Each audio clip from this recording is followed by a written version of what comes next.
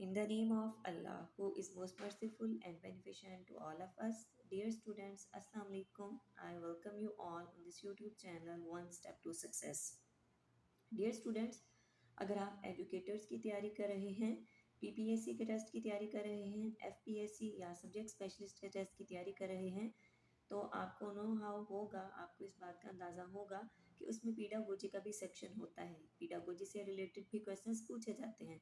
तो आज की वीडियो में हम पीडागोजी से रिलेटेड क्वेश्चंस को इंशाल्लाह डिस्कस करेंगे और ये तकरीबन ऐसे तमाम क्वेश्चंस हैं जो कि ऑलरेडी टेस्ट में जो है जिनके बारे में पूछा जा चुका है। मतलब ये कुछ इसमें एमसीक्यूज ऐसे हैं जो कि एज इट इज़ वही हैं जो कि टेस्ट में होते हैं, और कुछ एमसीक्यूज ऐसे हैं जो कि उन टॉपिक से हैं कि जिन टॉपिक के रिलेटेड क्वेश्चन जो हैं वो टेस्ट में पूछे जाते हैं। चलिए वीडियो को स्टार्ट करते हैं। क्वेश्चन नंबर 1 है pedagogy is the study of dash. Pedagogy is the study of teaching methods. Second, in pedagogy computer is used to. यहाँ पे आपको 4 ऑप्शंस जो है वो नज़र आ रहे हैं। A to motivate the learner, B to provide feedback, C to interact with the learner, and the D option is all of the above. तो इसका D ऑप्शन जो है वो करेक्ट है, all of the above. Third question है most important work of teacher is, तो इसका answer है to organise teaching work. The word pedagogy means to lead the child. Question number 5. Teachers should present information to the students clearly and in interesting way and relate this new information to the things students. इसका answer है already know, कि जब teacher जो है वो student से अपनी information share करती है, टॉपिक से रिलेटेड इन्फॉर्मेशन शेयर की जाती है, तो स्टूडेंट्स को एग्जाम्पल्स ऐसी दी जाती हैं जिनके बारे में वो पहले से जानते हैं, ऑलरेडी नो, मतलब जिन चीज़ों का उन्हें पता होता है। फिर हम उन्हें जब टीचर जो है वो क्लास में पढ़ाती है तो फिर कहती है कि आपने ये चीज़ देखी होगी, आपने इस चीज़ के बारे में सुना होगा, मतलब जो पहले से वो जानते हैं उसके बारे में ही इंफॉर्मेशन दे के बच्चों को मज़ीद नई चीज़ समझाई जाती है. क्वेश्चन नंबर 6 है the field of study concern with the construction of thought process including remembering, problem solving and decision making is called cognitive development. जहाँ पे भी थॉट प्रोसेस आ जाए या माइंड या ब्रेन की बात हो जाए, प्रॉब्लम सॉल्विंग की बात हो जाए, तो वहाँ पे लाजमी तौर पे जो करेक्ट ऑप्शन है वो कोग्निटिव डेवलपमेंट ही होगा, क्योंकि कोग्निशन ही है जो कि हमारे मेंटल अप्रोच से जो है वो रिलेट करती है, हमारे माइंड से जो है वो रिलेट करती है. अपने पेज को थोड़ा ऊपर कर लेते हैं.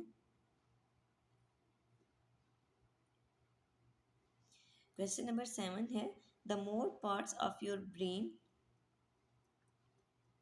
Sorry, the more part of your brain you see, the more likely you are into retain the information. यहाँ पे ये है कि जितने ज़्यादा इन्फॉर्मेशन आप जो है वो यूज़ करते हैं उतना ही ज़्यादा आप जो है उन चीज़ों को समझने के काबिल हो जाते हैं, वो चीज़ें रिटेन रहती हैं, सस्टेन रहती हैं, बरकरार रहती हैं आपके माइंड में. क्वेश्चन नंबर 8 है the process of reasoning from one और more given statements to reach a logically certain conclusion is called deductive reasoning, जिसमें कंक्लूजन जो है बाद में ड्रा होता है और स्टेटमेंट्स जो पहले आती हैं तो वो हमारी होती है deductive reasoning.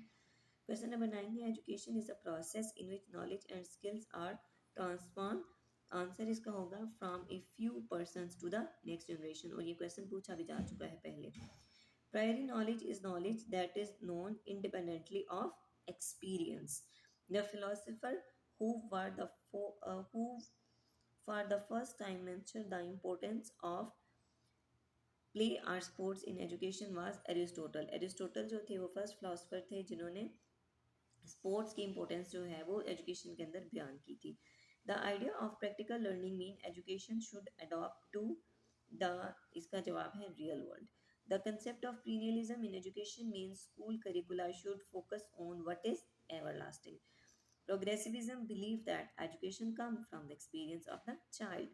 Progressivism believe that children learn in, या एक और इसका हो सकता है कि progressivism believe that children learn in community. Question number 16. A normal human being has 5 senses. As we know well कि हमारी जो है वो 5 senses हैं. आगे पेज को नेक्स्ट कर लेते हैं. हम अब क्वेश्चन नंबर 16 तक जो हम डिस्कस कर चुके हैं. Question number 17. The idea of teaching in the whole child in the philosophy of pragmatism in education mean teaching students to be good. Citizen, के स्टूडेंट्स को तालीम इस वजह से दी जाती है कि वो बेहतर सिटीजन बन सके। Which from the following is not among the five senses, आपको पता ही है हमारी जो फाइव सेंसेस हैं उनका आपको ऑलरेडी पता होगा, सूंघने की हिस्स, चखने की हिस्स, सुनने की हिस्स, तो इनमें जो है वो थॉट जो है वो हमारी कोई भी हिस्स नहीं है। The curriculum of educational institution should be based on theory and practice. इनको आप शॉर्ट क्वेश्चंस के तौर पे याद करिएगा, तो ये आपको जो है वो बहुत अच्छे से माइंड में जो है वो फिक्स हो जाएंगे और आपको इनके आंसर्स याद रहेंगे। The application of ideas, knowledge and skills to achieve the desired results is called problem solving. Question number 21, the branch of philosophy focuses on the nature of reality is metaphysics. Question number 22, in education, assessment is used to make inference about the learning and development of students. Question number 23, educational psychology is concerned with the scientific study of human learning. Question number 24, progressive education emphasizes learning by doing. ये भी एक बहुत important short question है. According to famous philosopher, teaching is an art. According to John Dewey, which side of the educational process is the basic? So ये इसका answer होगा psychological process. The role of teacher in inquiry based learning is a facilitator. In cooperative learning method, the role of teacher is a facilitator and delegator. आपने याद रखना है यहाँ पे inquiry based learning के अंदर टीचर का रोल फैसिलिटेटर है, ठीक है, और कोऑपरेटिव लर्निंग के अंदर टीचर का रोल जो है facilitator and delegator. Dialectic method of inquiry was contributed by Socrates. Question number 30. The psychomotor domain involve physical movement. Question number 31. The skill when the students try to build abstract knowledge is called characterizing.